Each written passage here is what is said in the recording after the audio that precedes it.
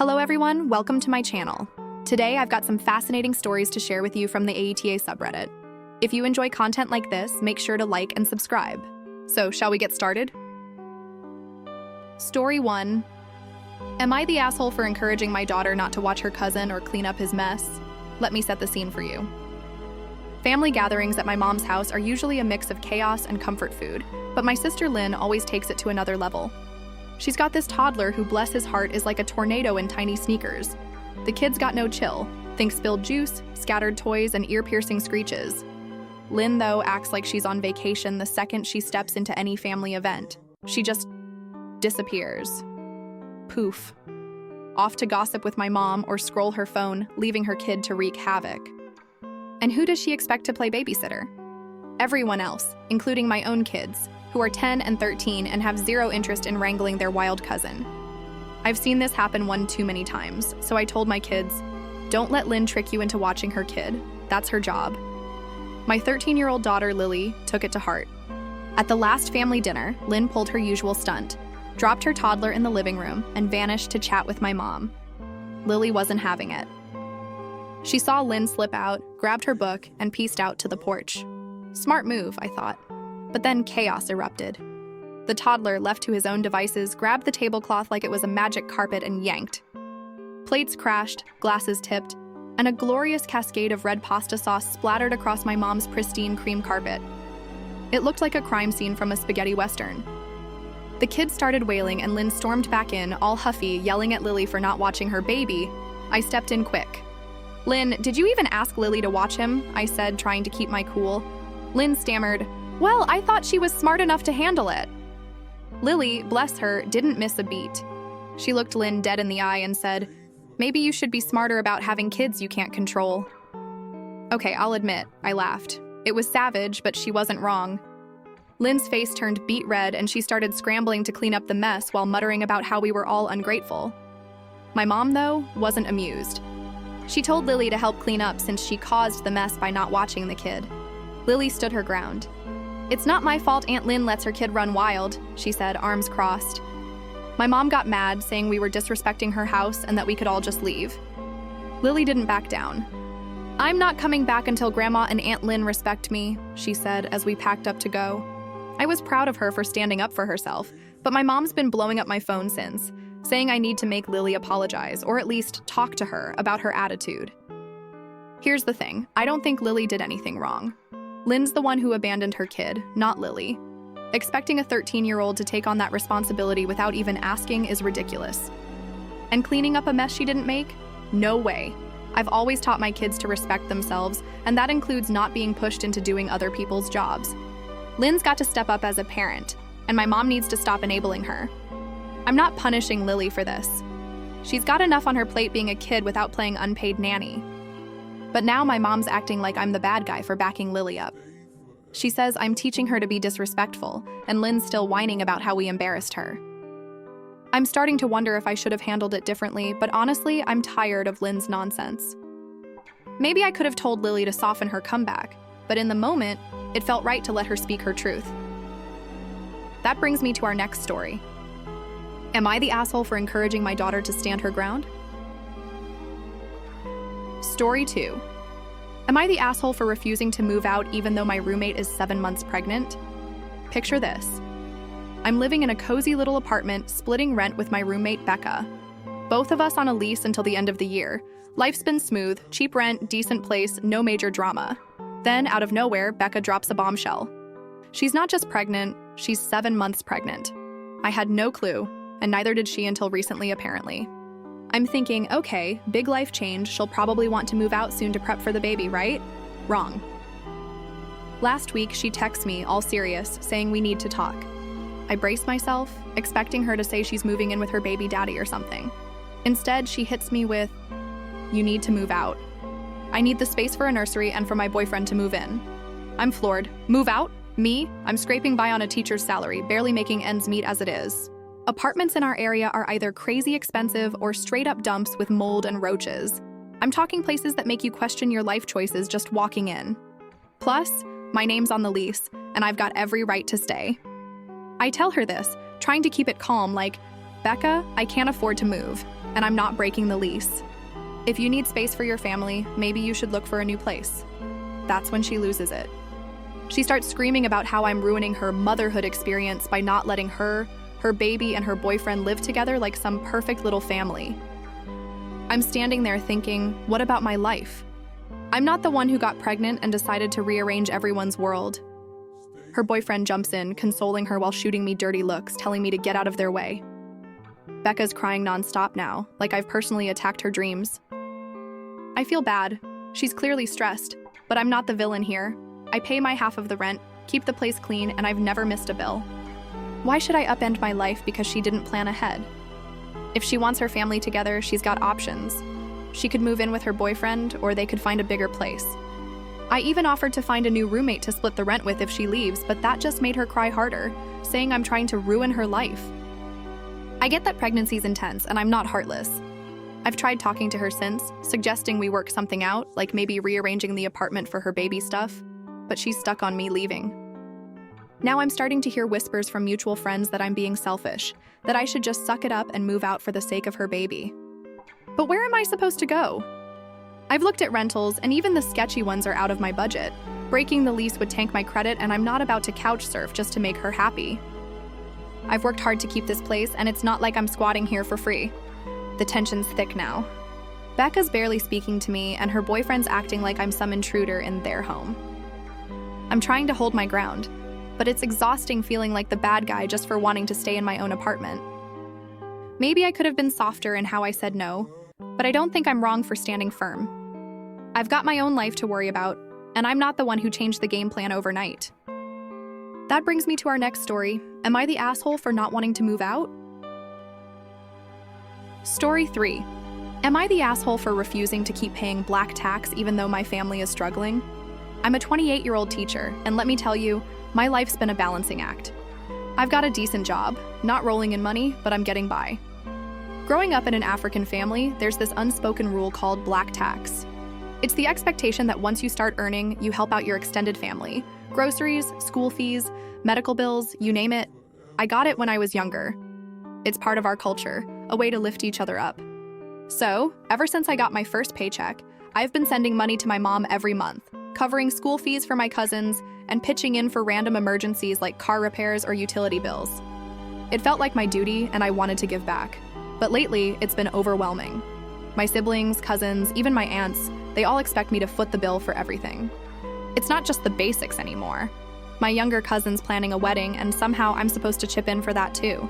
My savings? Drained. My plans? On hold. I've been living paycheck to paycheck while my family's out buying new phones and clothes, acting like I'm their personal ATM. I started noticing how I was missing out.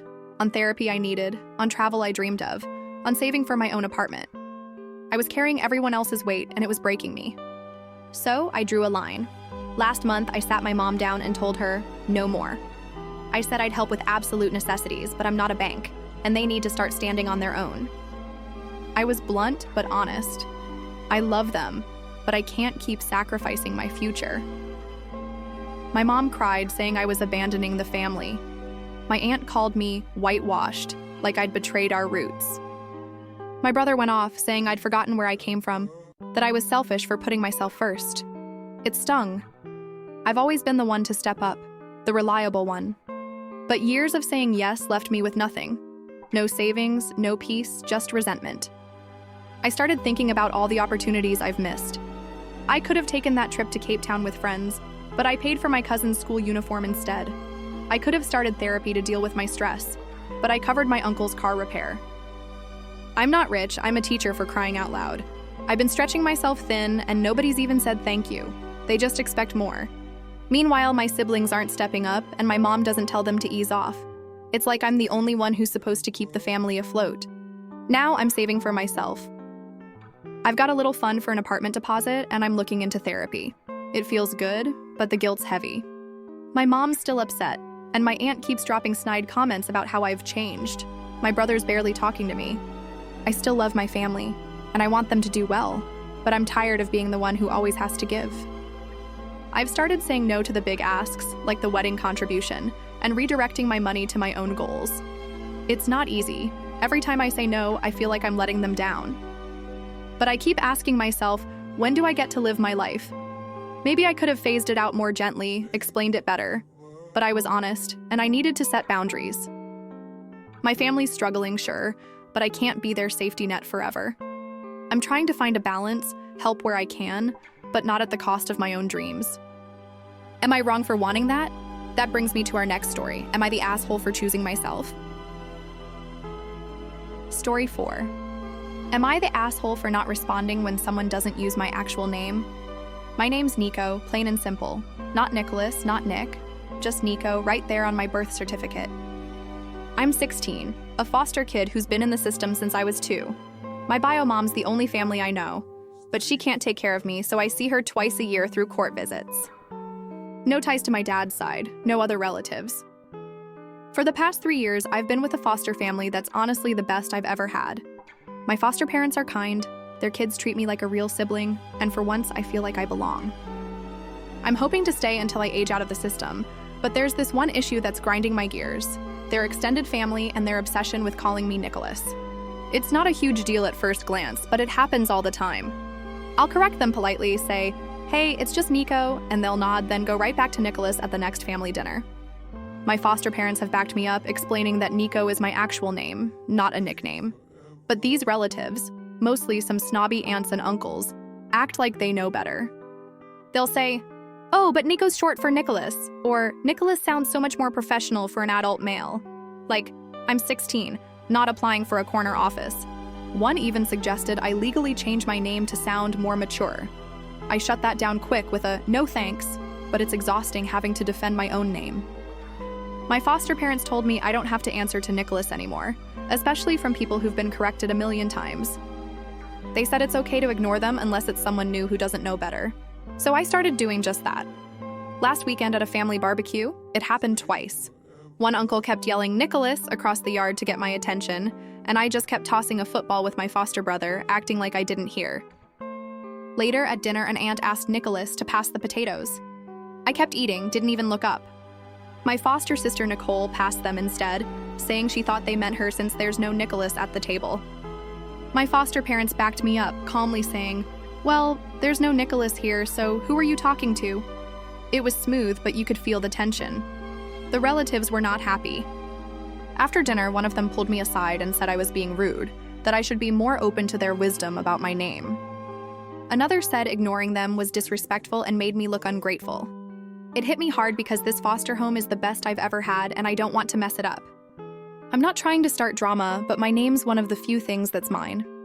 It's not about being stubborn, it's about being seen for who I am. I've spent my life bouncing between homes, and having people respect my name feels like having them respect me. Still, I'm second-guessing myself. These relatives are important to my foster family, and I don't want to make things awkward for my foster parents, who've been nothing but supportive. Maybe I could have just answered and corrected them again instead of ignoring them outright. But after years of being brushed off, it felt good to stand my ground, even if it ruffled feathers. I just want to stay in this home without causing a rift, but I also don't want to let people walk over something as basic as my name. That brings me to our next story. Am I the asshole for not responding when people refuse to use my real name? Story 5. Am I the asshole for locking the office fridge after someone kept stealing my lunch? I'm a 34-year-old guy working in a small office with about 10 coworkers. We've got a communal kitchen, microwave, coffee maker, and one fridge we all share. I'm a bit of a foodie, so I bring homemade lunches every day. Think grilled chicken wraps, spicy quinoa bowls, or my famous lasagna. It's not just about saving money, it's my little daily ritual to make work feel less like a grind. But for the past month, my lunches have been disappearing. Not a forgotten yogurt or a stray apple, entire meals gone. 5 times I've opened the fridge at noon, stomach growling, only to find my Tupperware empty or missing altogether. It's not just annoying, it's expensive and throws off my whole day. I tried addressing it.